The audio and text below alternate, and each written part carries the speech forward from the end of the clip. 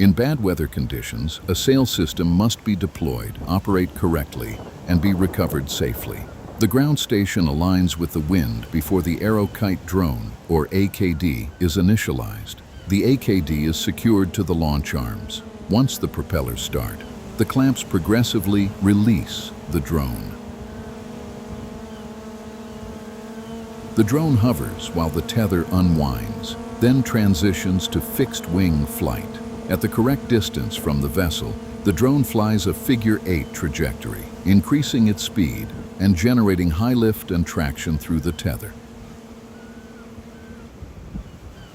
A 4-meter wingspan AKD can provide the equivalent pull of a 78 square meter sail.